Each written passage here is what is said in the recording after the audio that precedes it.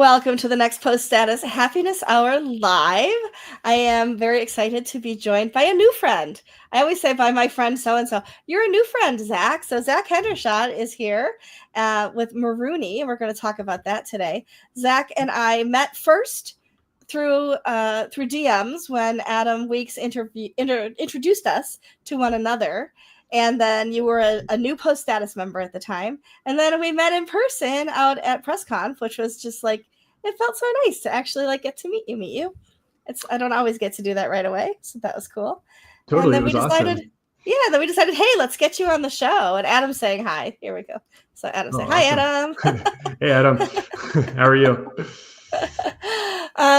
So I'm excited to learn more about it. You and I talked a little bit about what it does, but I haven't seen it in action yet. Oh, James Lau is here too. Hey, James. Hey, James. We talked a little bit about what it does, and I was like, this is intriguing. And so you're going to share it today. You're going to talk about it, and this is going to be more in depth for me, and certainly I haven't seen it in action yet. So I'm very excited to learn about Miruni. But first, tell us a little bit about yourself. We're both in the U.S., and you are in a different part of the world than I am, though. So tell us a little bit about yourself. Yeah, I'm in Denver, Colorado. So I am kind of right in the middle of the country here. I grew up in Ohio, so I moved out to Denver 17, 18 years ago, something like that. Hopefully that doesn't date me too much here. But I've been out here for a long time. I've been in the startup space and the tech space out here for a really long time, and I've been building software. I'm formally trained as a software engineer for a very long time, and I started building small little websites, including WordPress sites, way back in the day, and everything in between. I've had roles in very large organizations, leading large teams, building enterprise applications, and very small startups, building, adventure travel web portals to book your heli-skiing trips, and a little bit of everything in between.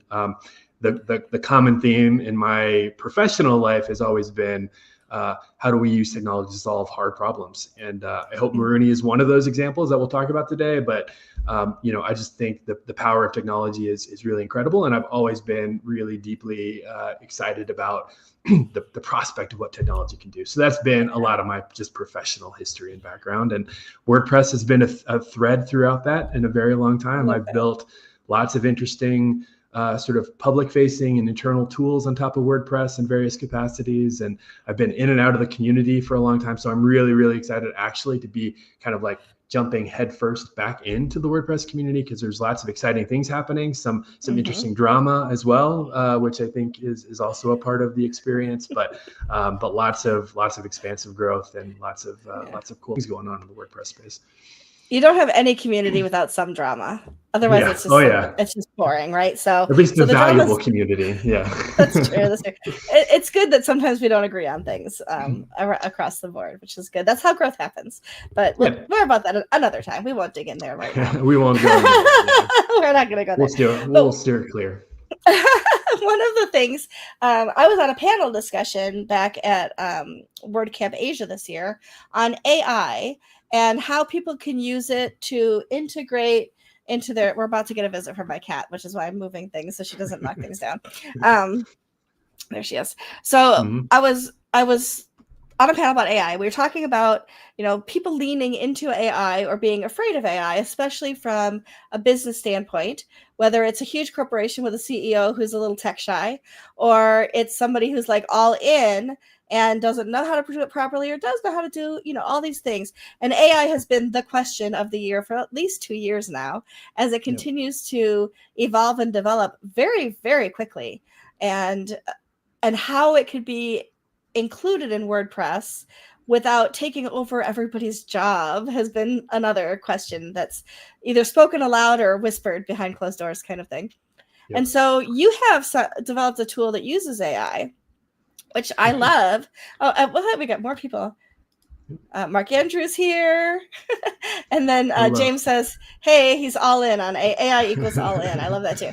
So you've developed a tool, Miruni, which is fabulous because it helps with that low-hanging fruit kind of stuff without taking everybody's jobs away, for sure. Yeah. But especially if you're a small agency or an agency of one, or I call it that, freelancing, if you will, whatever the word to apply to yourself, it can really help streamline the way you do work and allow you to really dig into some of those deeper things, taking care of some of those, I don't want to say lesser because they're still important, but they're maybe the easier kinds of projects. And that's what I understand about it so far. That's what you've explained to me so far. And I would love to see it, but tell us how it developed. What was the impetus for you in creating a product like this? And then we'll share your screen and show how it works.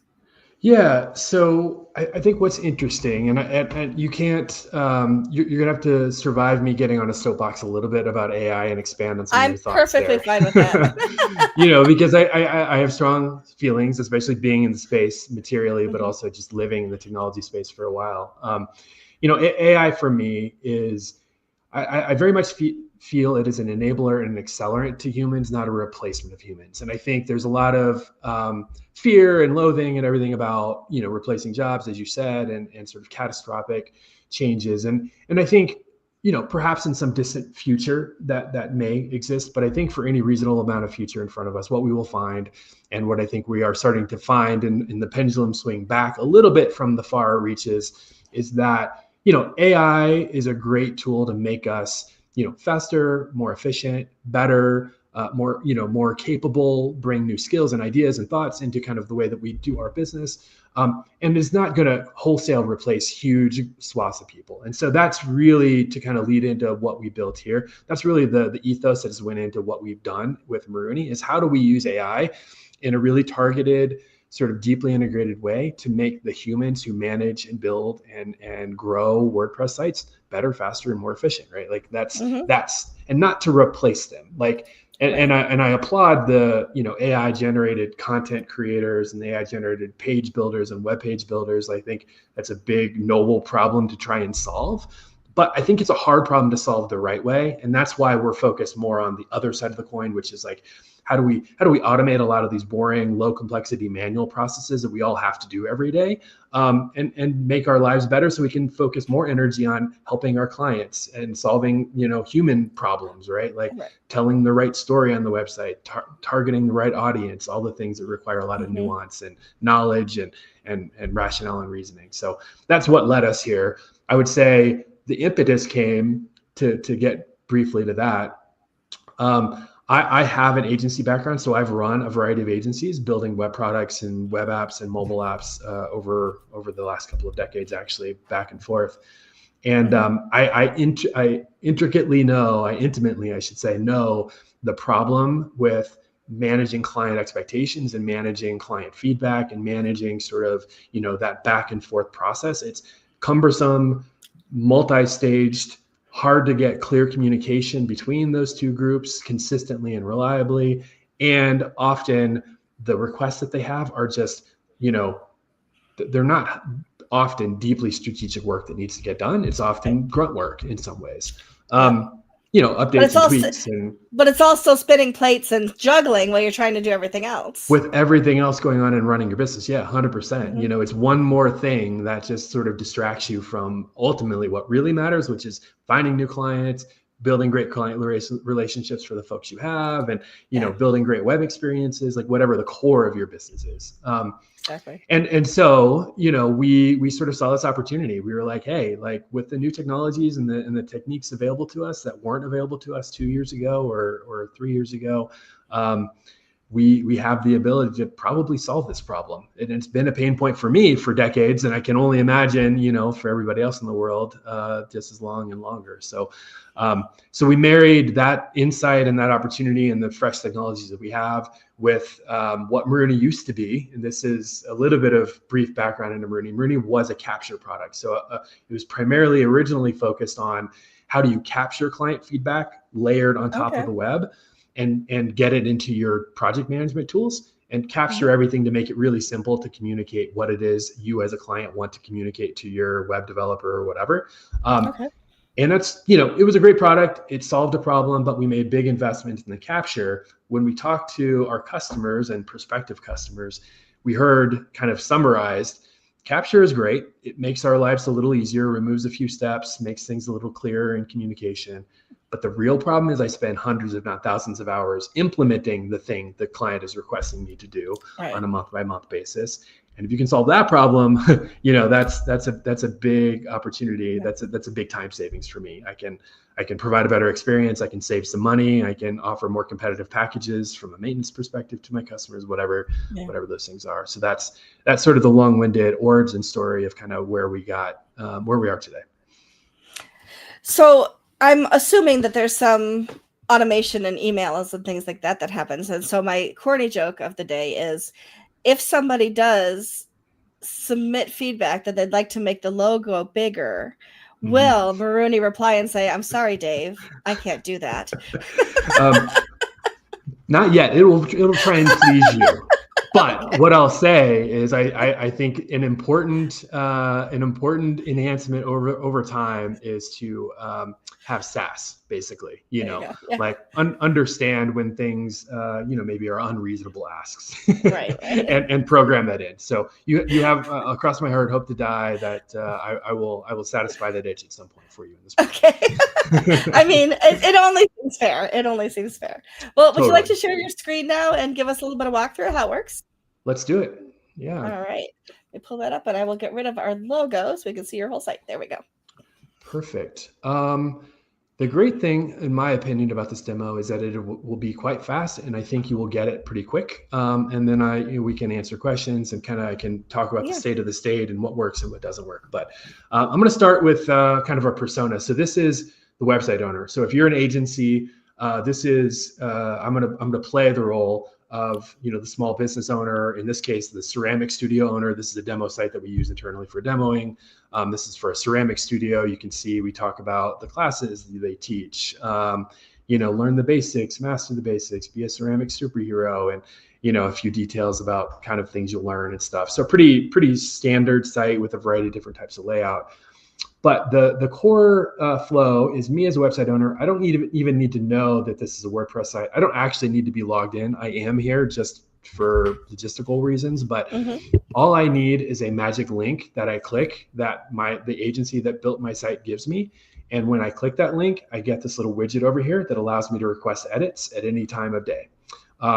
So I don't need a WordPress login. I don't need any of that stuff. I just need this tool.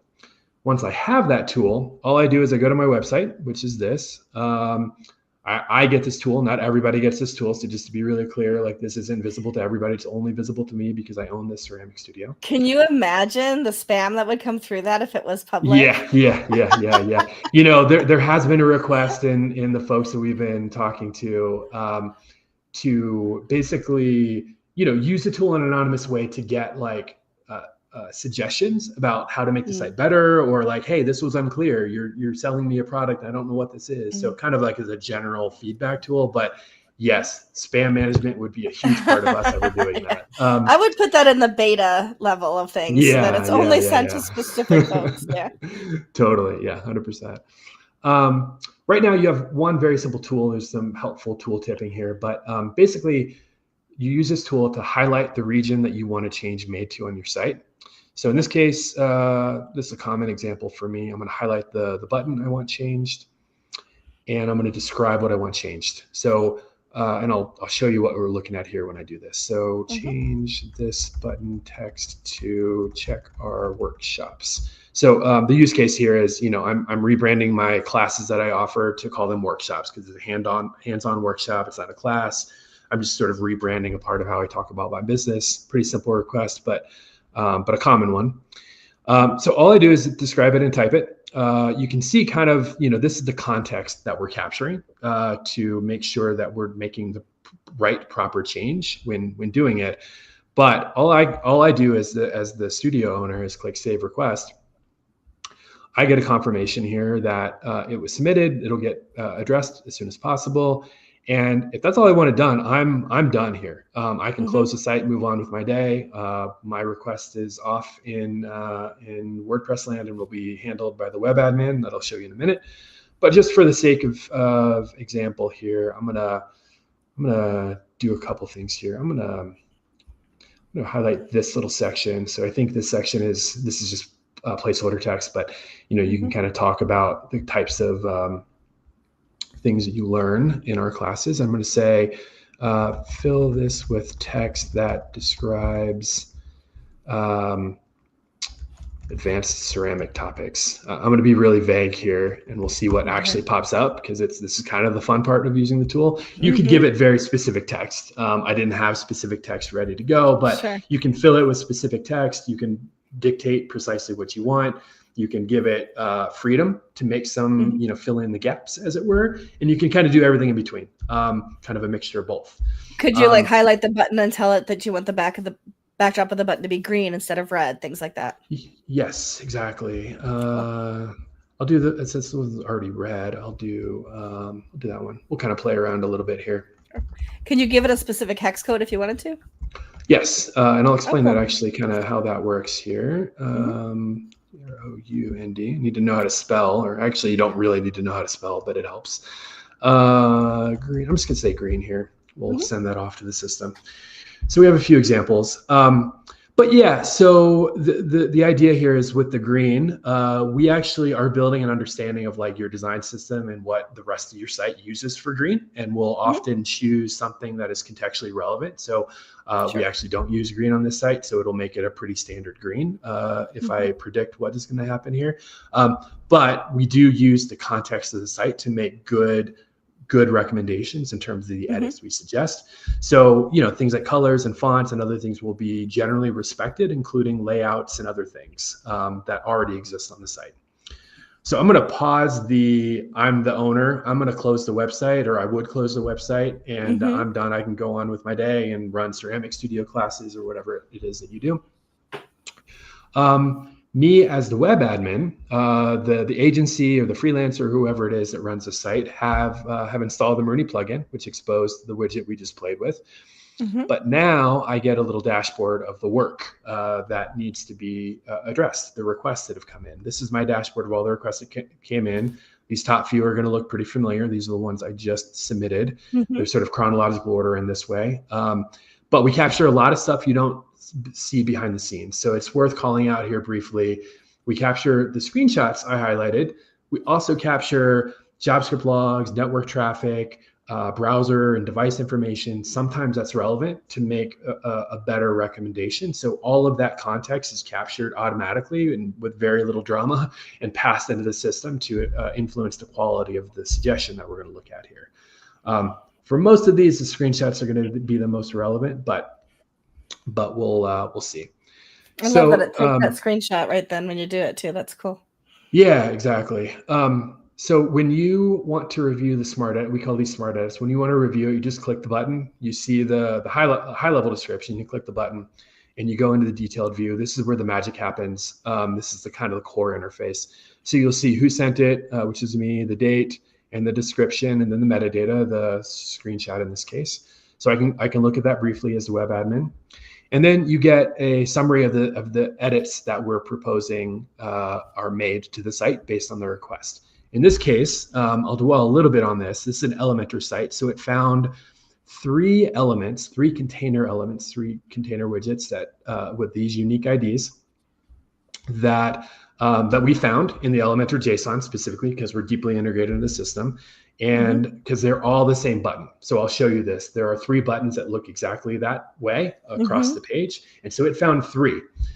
If I wanted to make one, because I didn't request one update, I requested just a change to this button.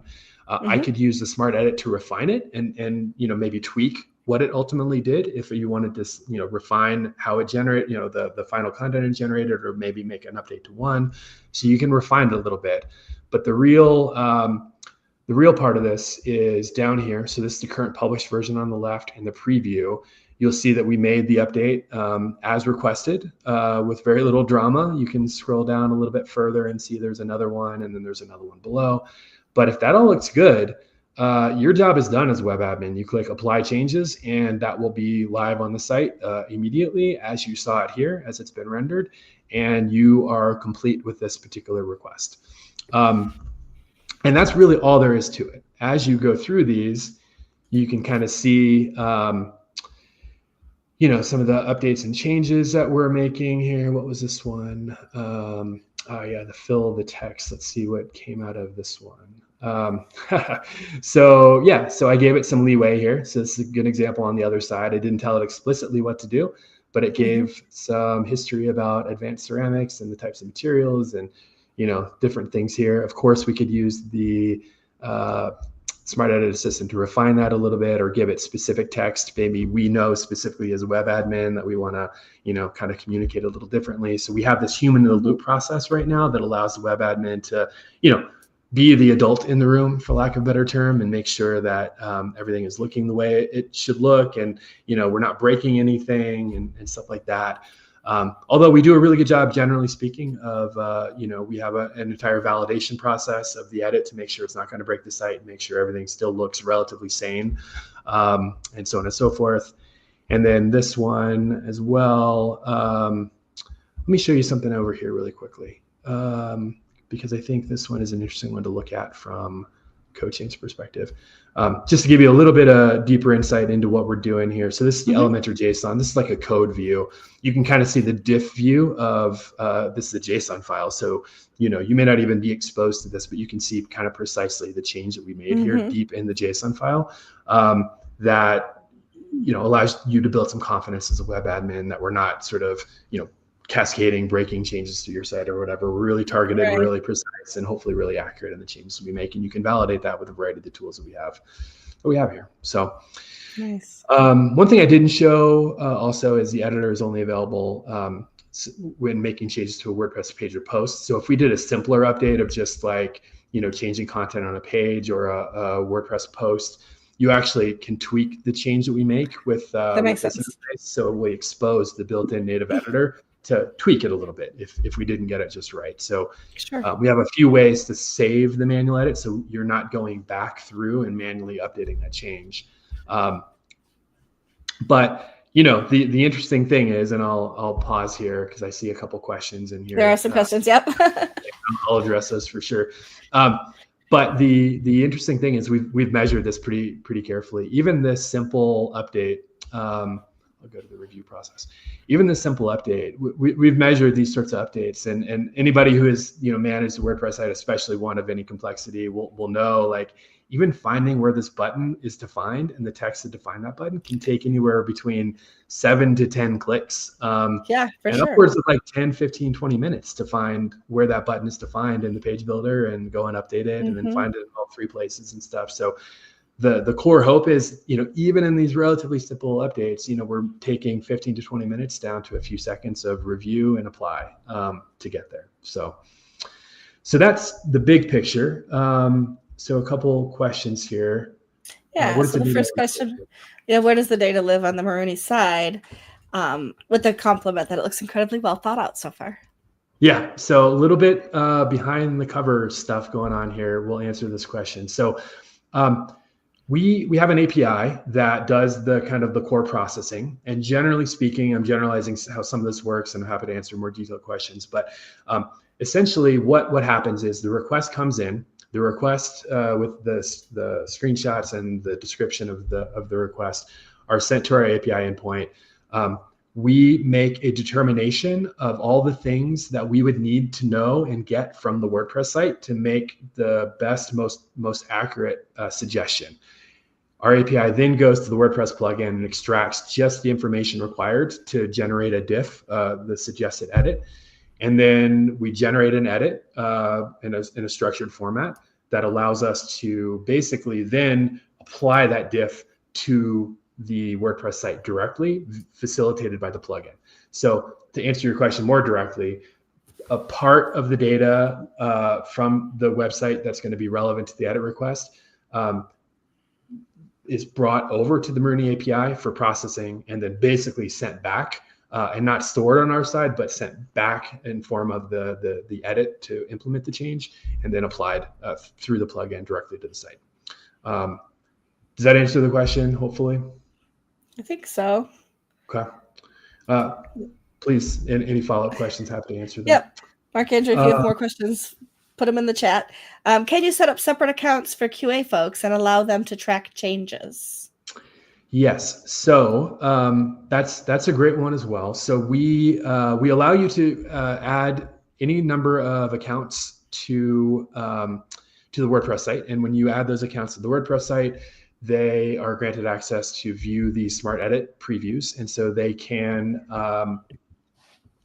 view the smart edits and apply them. Over time, we're going to launch more and more advanced sort of permissioning systems that allow you to grant access to certain types of edits, to certain types of users, QA as an example, and allow them to apply and undo changes. And then over time also we'll, have a more advanced sort of tracking mechanism around the changes over time and play with that. But right now it's really about, if you have access, if you're a web admin, you can apply the changes, undo them, view them all, and then we're going to continue to layer on more capabilities as we go. That's very cool. I have some questions too, but I don't want to cut you off if you have no, that's it. The next thing. So, I'll get to some of them at the end. So the first question, though, is obviously I see it's working really well with Elementor. Does it work equally well with all page builders as well as standard themes? Great question. And I usually talk to this briefly in my demo, but yeah, so right now we have high-level support or deep support, I should say, for Elementor and Gutenberg. And we've just launched breakdance support a couple weeks ago, and we're continuing to launch more and more support. We're going to look at Bricks and Divi and Beaver Builder. All of those are sort of in active development. The interesting thing about how we work is that some things will just work natively because we have access to a lot of the data that exists within the WordPress site. But in order to get the level of accuracy and quality that we really want to tout support for a page builder, we have to put a little bit of work in around the unique data structures that page builders use to store data in the WordPress site. And sometimes they store it in unique different places that we don't always catalog as a part of our work. So it does take a little bit of work on a page builder by page builder perspective to build the level of accuracy. But we're expanding that support every week as we go at this point. That's awesome. So I know a lot of the times when you're pinging things through AI, especially it's bringing back, text and things like that. How does that work, like with tokens and cost-wise as far as your AI usage? Yeah, so the way that we think about it, and we're trying to be very user-friendly here. I know I take umbrage with some of the way that AI tools are passing costs on to end users, in the form of credits and whatever. The way that we price this product is by smart edit. So each package gives you a X number of smart edits, and smart edits are consumed only when you apply it to your site. So they're not consumed if you just get a request from your user. You can't control that necessarily. You can't limit them or restrict them in how many edits they send you. But if we saved you time by generating an edit that you like and want to apply to your site, you consume a smart edit, and that's basically what you pay for. The only other limitation we have on our plans is the number of projects you can launch this on, but we're very generous with that. It really is sort of just a differentiator between like a freelancer and a pro is essentially the only way we differentiate there. Everything else is just about the consume smart edit. I love that. That's fantastic. Then the other question I just had was overall cost, but I think you could basically just address that. So yeah, we have a number of different tiers, and we publicly launched about 3 or 4 weeks ago. So we're still sort of rolling out different pricing plans and listening to customers and, talking to folks and understanding how we're saving them time and money and, evolving our plans as we go. But we'll have a number of different plans, and really the difference is the number of smart edits, which really represent how many sites you manage on a day-to-day basis. Freelancers may do a few, and they'll get, maybe a few dozen edit requests a month, and larger agencies will get thousands of edit requests a month, depending on their workload. If you want to turn that feature off for your clients, let's say that you're like going to be on vacation, or like, okay, you've reached your limit, our contract is over kind of thing. Can you either turn it off or change the URL so that you still have it, but they can't access that special?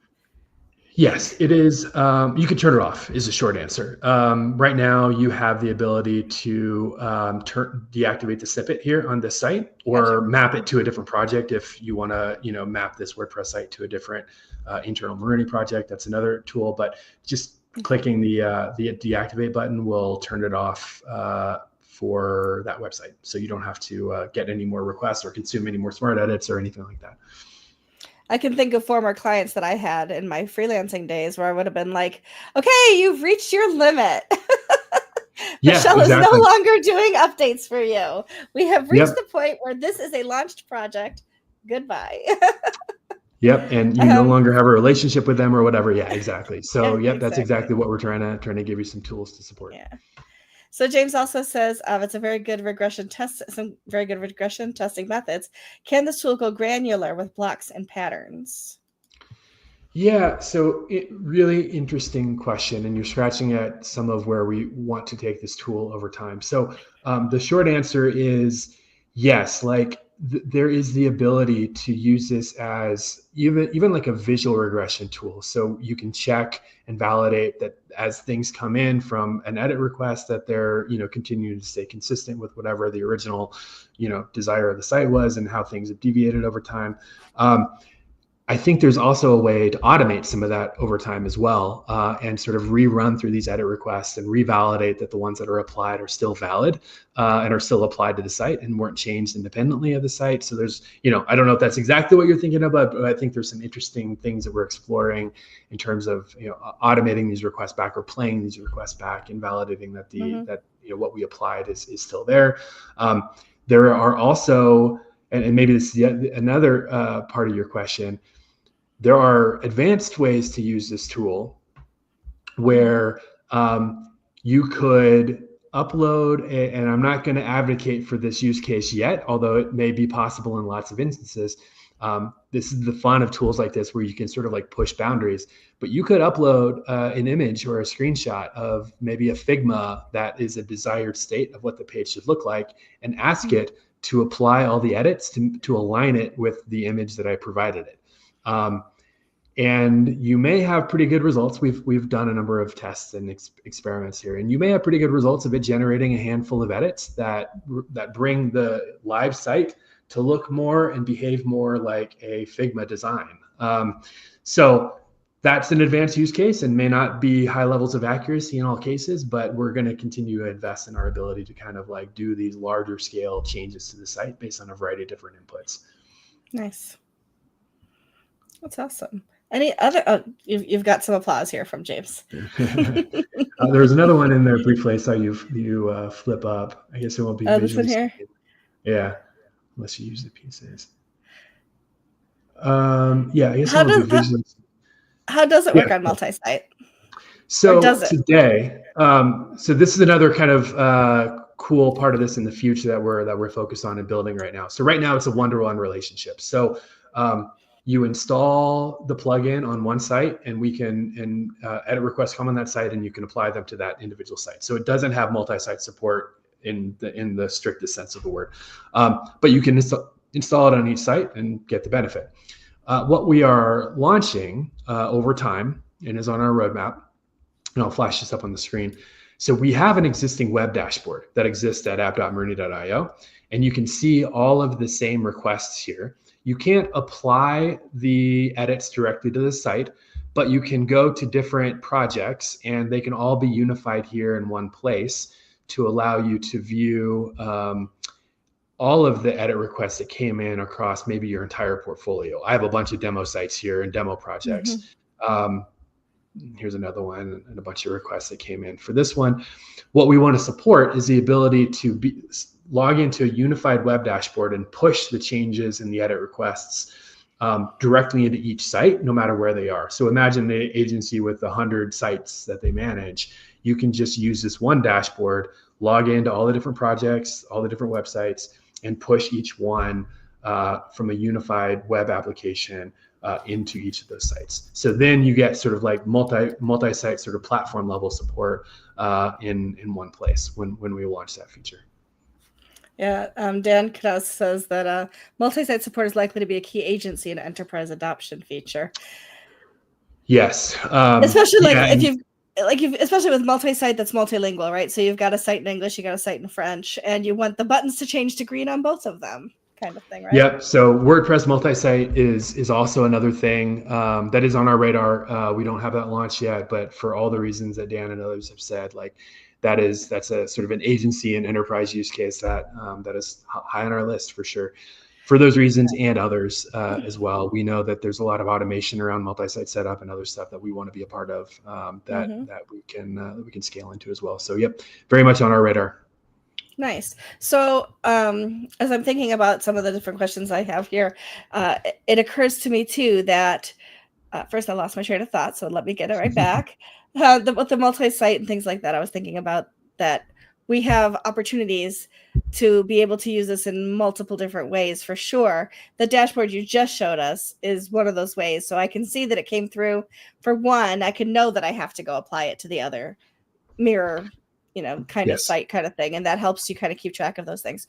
When you, here's my question. It did come back to me. It doesn't always do that. But thinking about your road mapping and what kinds of things we're talking about, future things that you're wanting to input in this, I can foresee some things that will be really cool, right? Like also like time tracking. How long did this take to do?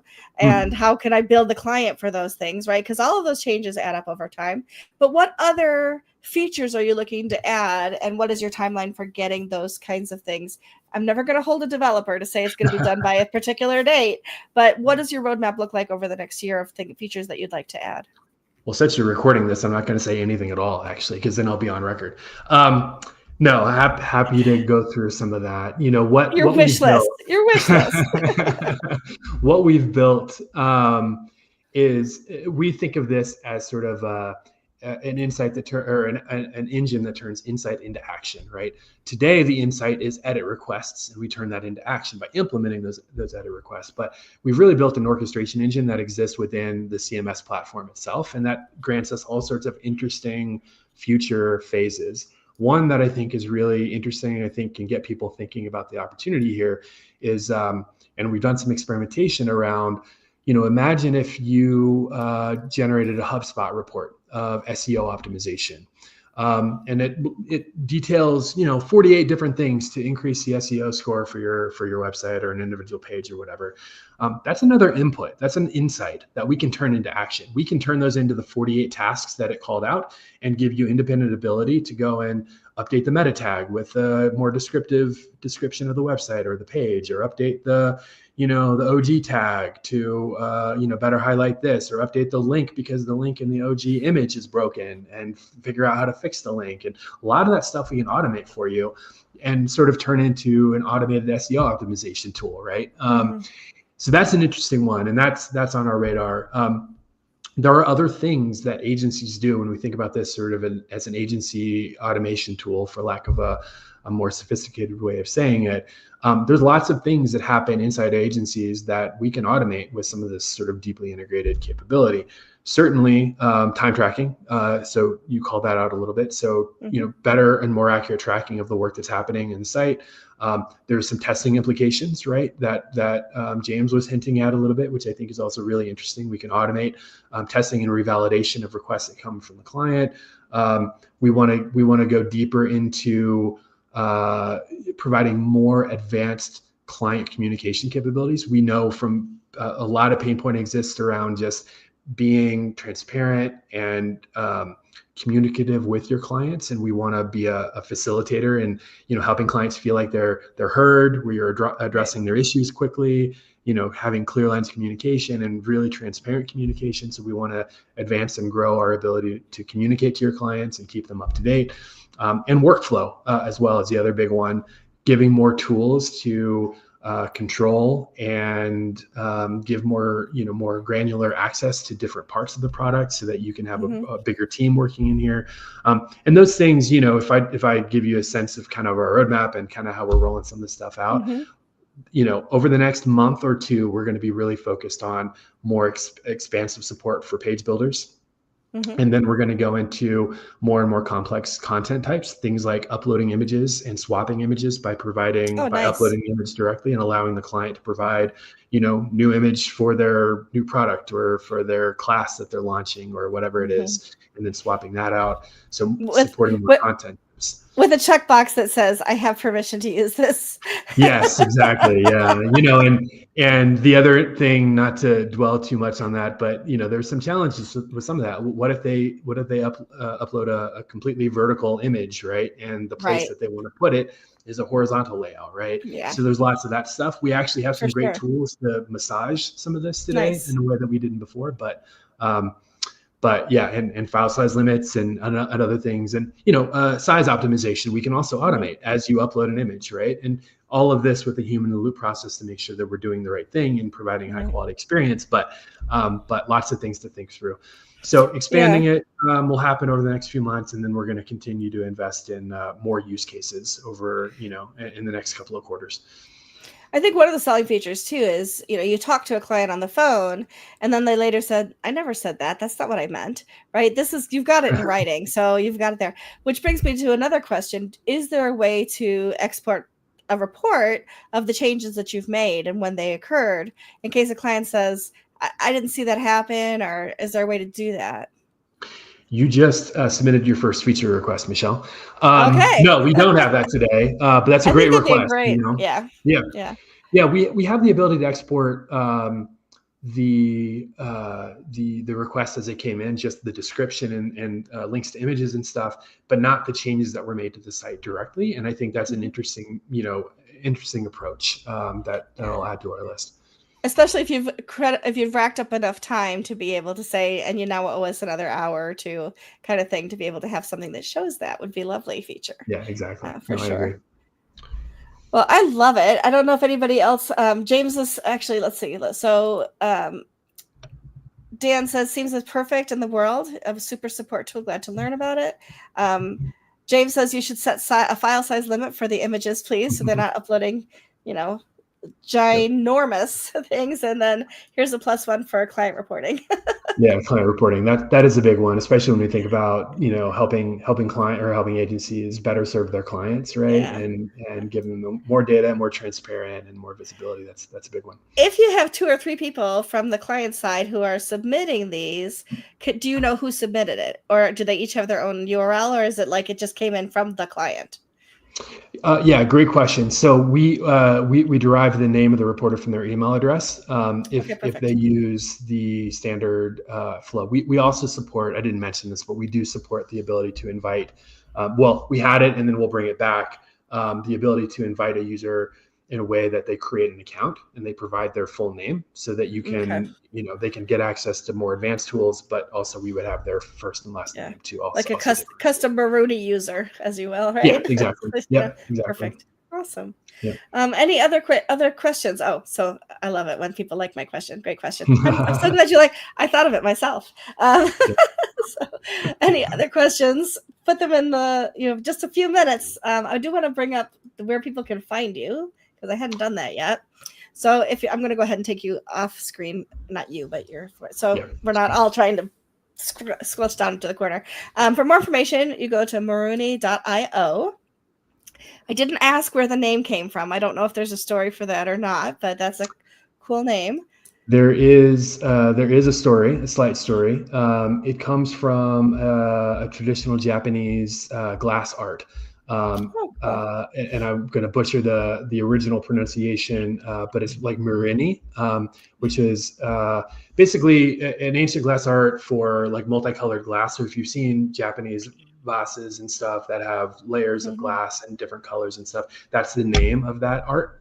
Cool. And so it came from the fact that we were originally a pane of glass on the web that you could mark up and collaborate around. And so that's where it came from. Then we played on that word a little bit to turn it into Miruni. Nice. So if people are interested in learning more, they can go to Miruni.io. I assume you have a contact form on that website. They can hit you up there. And of course, you are in Post Status Slack. I assume that you would invite a DM now and then if somebody has a question about it before they make a purchase, especially. Absolutely. Awesome. And I'm always happy to demo and, handhold you through the process. We're very much in learning mode. What works, what doesn't work, how can we help? So I'm always happy to jump on a call and chat with folks. And I love that Mark Andrews, he's just this positive person in general, but he's thanking you and I, and appreciates the questions that James and Dan also brought to us. Thank you so much, Mark. And the Chihuly glass art is pretty cool. If you've never seen a Chihuly, I love Chihuly. I don't even know if I'm saying his name right or not. And before I let everybody go, I also want to let people know there is no Post Status Happiness Hour next week. I will be at WordCamp Europe, and I will not be doing this live from Europe. So there's no Post Status Happiness Hour next week. I'm working on getting a guest for the week after that, and I do have some more lined up in June. So please plan to come back and be with us then. Zach, thank you so much for your time today. I truly appreciate it. Is there anything that I didn't ask you that you would like to punch in there before we hit at the end here? No, I think we covered it all. I always love chatting about the stuff and sharing what we're working on. So I appreciate the time.